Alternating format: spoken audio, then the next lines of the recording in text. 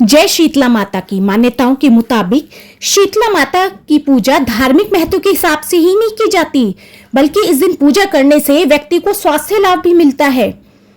शीतला माता की पूजा से चेचक, खसरा और आंखों से जुड़ी बीमारियों से सुरक्षा मिलती है। इसके अलावा घर में सुख शांति बनी रहती है, जीवन में खुशहाली बनी रहती है। कोई तो शीतला माता की पूजा होली के बाद आने वाले पहले सोमवार पर करता है, कोई सप्तमी पर करता है।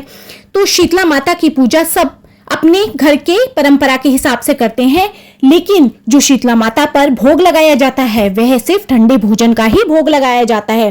तो अब हम जानेंगे कि उनको सिर्फ ठंडे भोजन का ही भोग क्यों लगाया जाता है। इसके लिए आप इस वीडियो को अंत तक जरूर देखना और आगे भी मेरी ऐसे ही वीडियोस देखने के लिए मेरे चैनल को लाइक, शेयर एंड सब्सक्राइब कीजिए। पौराणिक कथाओं के अनुसार एक बार शीतला माता एक बुढ़िया का रूप लेकर के धरती पर आई। वो देखना चाहती थी कि मेरे यहाँ पर कौन कौन भक्त है, कौन मेरी पूजा करता है और कौन कौन मुझे दिल से मानता है। यही देखने के लिए शीतला माता धरती पर आई। तो वो इधर उधर घूम रही थी।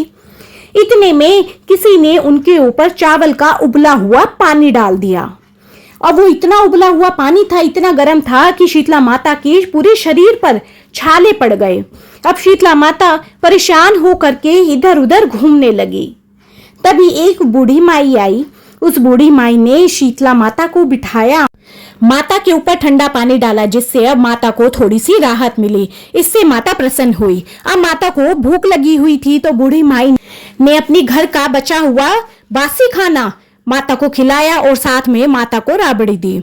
अब माता यह सब खा करके और ठंडी ठंडी राबड़ी पी करके बड़ी ही खुश हुई, क्योंकि अब उनके जो शरीर जल रहा था उसमें काफी ज्यादा उनको राहत मिल गई थी।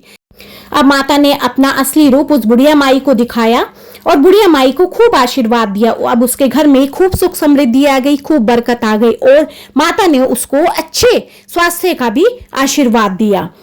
तो इसी कारण से ये शीतला माता को ठंडे और बासी भोजन का भोग लगाया जाता है।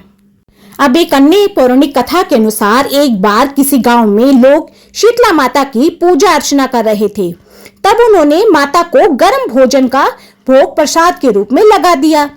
शीतलता का प्रतीक मां शीतला का मुंह इससे जल गया और वे नाराज हो गई। उन्होंने कोप दृष्टि से संपूर्ण गांव में आग लगा दी। केवल एक बुढ़िया का घर अब सुरक्षित रहा। गांव वालों ने बुढ़िया के पास जाकर इसका कारण पूछा। तब उसने बताया कि उसने शीतला माता को गर्म भोजन का भोग नहीं लगाया, बल्कि जो रात का भोजन था उसको ही माता को भोग लगा दिया। वे ठंडा और बासी भोजन था। माता को ठंडा और बासी भोजन ही पसंद है। इससे माँ ने प्रसन्न होकर केवल उसके घर को छोड़ा और बाकी के गांव को जला दिया, क्योंकि माता गर्म भोजन से नाराज हो गई थी। उनका मुंह जल गया था।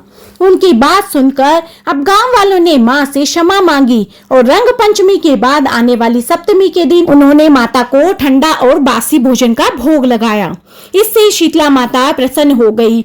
अब शीतला माता की नाराजगी गांव वालों से दूर हो गई और उन्होंने गांव वालों को आशीर्वाद दिया, जिससे कि उनका गांव पहले की तरह ही हरा भरा और खुश हो गया। तब से कहा जाता है कि यही परंपरा है कि शीतला माता को बासी और ठंडे भोजन का भोग लगाया जाता है। तो बोलो शीतला माता की जय।